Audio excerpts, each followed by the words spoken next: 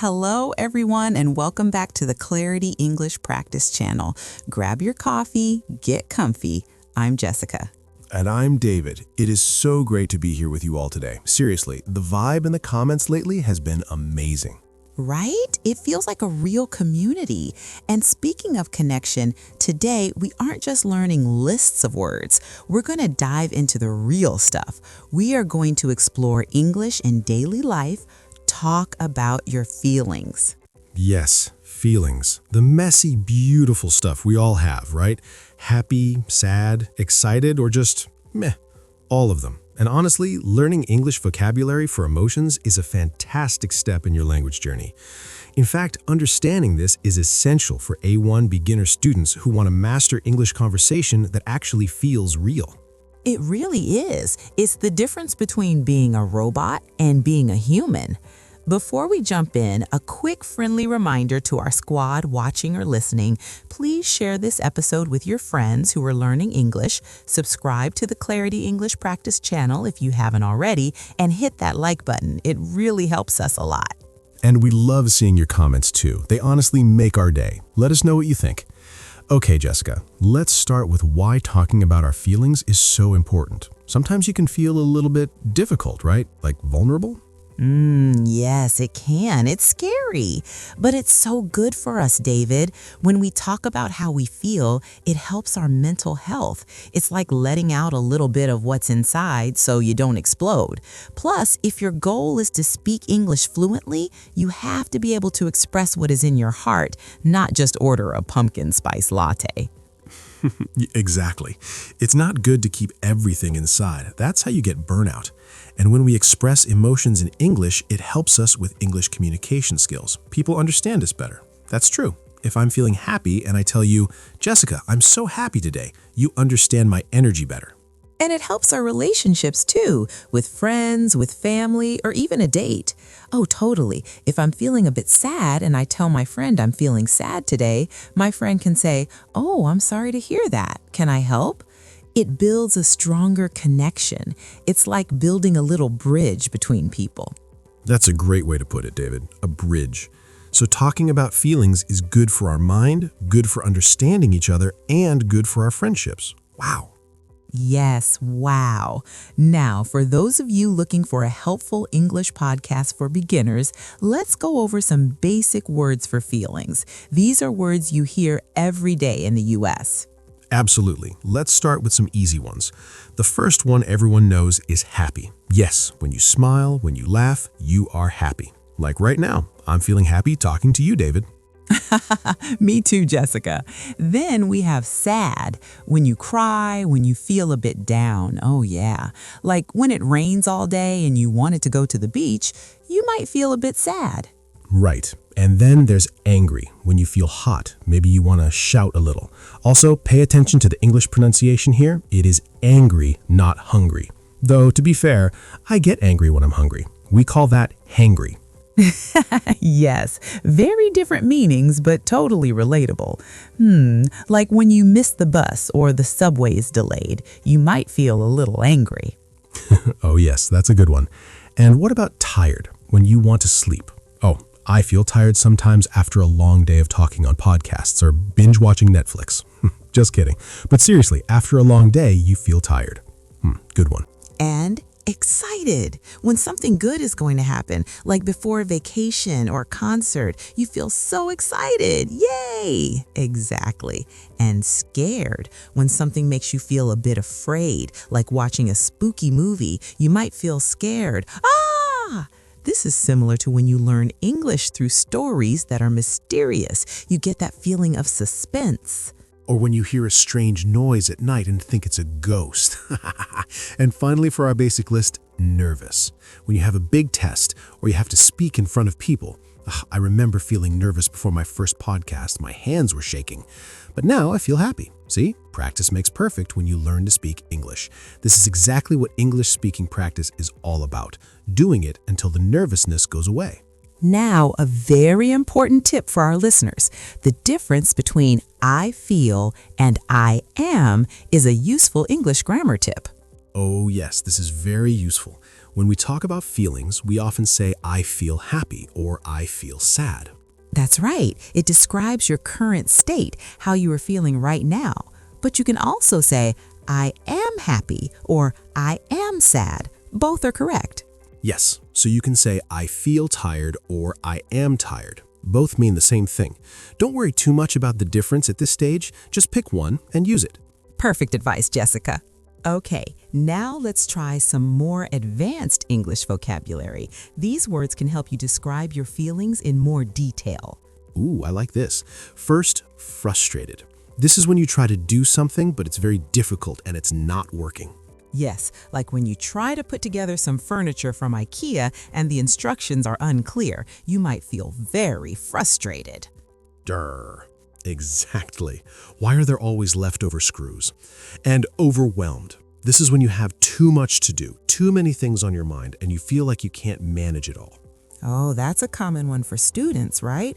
Too much homework, too many tests, you might feel overwhelmed. This happens a lot when you try to discuss your daily routine and realize just how busy you are with work, gym, social life. It's a lot. Too much, exactly. And anxious. This is similar to nervous, but maybe a bit stronger. It's when you worry a lot about something. Maybe something that hasn't happened yet. Like before a very important job interview or a first date, you might feel very anxious about it. Your stomach might feel a bit funny, like butterflies. Yes. And proud. This is a good feeling. When you do something well or someone you love does something well, you feel proud. Like when you finish a big project, you feel so proud of your work. Yay, I did it. Or when your child learns to ride a bike, you feel so proud. Oh, that's a lovely feeling. And lonely. This is when you feel alone. Even if there are people around, you just wish you had someone to talk to. Yes, sometimes we all feel a little lonely, especially in a new city. It's okay to feel that way. Absolutely. Then we have confident. This is when you believe in yourself and your abilities. You feel strong and ready. Like when you know the answer in class and you feel confident to raise your hand. Yes, main character energy. And finally, for this section, disappointed. This is when something you hoped for doesn't happen and you feel a bit sad because of it. Oh, like when your favorite team loses the Super Bowl, you feel very disappointed. Yes, that's a good example. Now, let's talk about how to describe how strong a feeling is. We can say a bit sad or completely devastated. This is super useful. A bit sad means a little sad, like if your ice cream falls on the ground. Oh no, so sad. But completely devastated means very, very sad, like if you lose something very important to you. Exactly. Or a little bit nervous versus extremely anxious. Extremely means very, very. So you can add words like a bit, a little, very, really, completely, or extremely to show how strong your feeling is. It adds more color to your sentences. Fantastic. Now let's have some fun with common English idioms. These are phrases where the meaning isn't always clear from the individual words, but they are very common. I love idioms. They make your English conversation sound so natural. The first one is, I'm on cloud nine. Cloud nine. This means you're extremely happy, like you are floating in the sky. My vacation starts tomorrow. I'm on cloud nine. That's a great feeling. Then, I'm feeling under the weather. This one means you're feeling a bit sick, not completely well, like you have a cold. I can't come to the party tonight. I'm feeling under the weather. Yes, it's a nice way to say you're not feeling well without being too specific. Next, he's walking on eggshells. Oh, this one is interesting. If someone is walking on eggshells, it means they are being very careful not to upset someone because that person is easily angered or sensitive. Like you have to be very careful with what you say. Yes, like fragile eggs. You don't want to break them. And finally, it broke my heart. This means something made you very, very sad or deeply disappointed. Like when my dog ran away, it broke my heart. Oh, that's so sad, Jessica. These idioms are really fun, but they take a little practice to remember. They do, but hearing them and using them will make them stick. So we've talked about how to say how we feel. Now, how do we ask others how they are feeling, right? Yes, it shows you care and improves your social skills in English. A simple one is, "How are you?" But sometimes people just say, "I'm fine." If you want to know more, you can ask, "How are you really feeling?" That's a good one. It shows you are truly interested. Or if someone looks a little sad, you can ask, "Do you want to talk about it?" Perfect. It gives them a chance to share, but they don't have to if they don't want to. It's an open door. And another one, if someone seems deep in thought or worried, you can say, "Is something on your mind?" Ooh, I like that one, David. Is something on your mind? It means, are you thinking about something difficult or are you worried? These are very gentle ways to ask. These questions are so helpful for connecting with people. And honestly, listening to their answer is the best English listening practice you can get. And after someone shares their feelings, how do we respond? We want to be kind and understanding. We call this empathy. Yes, empathy means understanding and sharing the feelings of another person. So if someone tells you they are sad, you can say, "That must be really hard." That must be really hard. It shows you understand that their situation is difficult. Or, I understand how you feel. Yes, it means you can relate even if you haven't been in the exact same situation. Another good one is, "I'm here for you." I'm here for you. This is so powerful. It means I will support you. You are not alone. And a simple but very important one, thanks for sharing that with me. Yes, when someone shares their feelings, it's a big step. So saying, "Thanks for sharing that with me," shows appreciation and trust. It encourages them to share again in the future. These phrases really help build strong relationships. Okay, Jessica, let's imagine some real-life situations and how we can use our new feelings vocabulary. Great idea. This is perfect for A1 English practice. Let's say you had a really bad day at work. The printer broke, your boss was grumpy. How would you describe your feelings? After a bad day at work, I might say, I'm feeling tired and a bit frustrated today. The computer was slow and I had too many meetings. Good one. Or, "I'm feeling a bit overwhelmed after all that work today." Perfect. Now, what about expressing excitement before a trip or a big event? Oh, that's easy. "I'm so excited for my vacation next week. I can't wait." Or, "I'm on cloud 9 about the concert tomorrow." Love it. And what if you want to express sadness after a breakup or a disappointment? This can be difficult, but it's important to talk about. Yes, it is. You might say, "I'm very sad about the breakup. It broke my heart." Or, "I'm really disappointed that the project didn't work out." These examples show how we can use different words to match the situation. It makes your English sound much more natural. Exactly. Practice these in your head or even out loud. Now let's talk about feelings at work, which is a key part of professional English. Sometimes it's hard to talk about stress in a professional way. It is, but it's also important for our well-being. If you're feeling too much pressure, you can say, I'm feeling a bit burned out.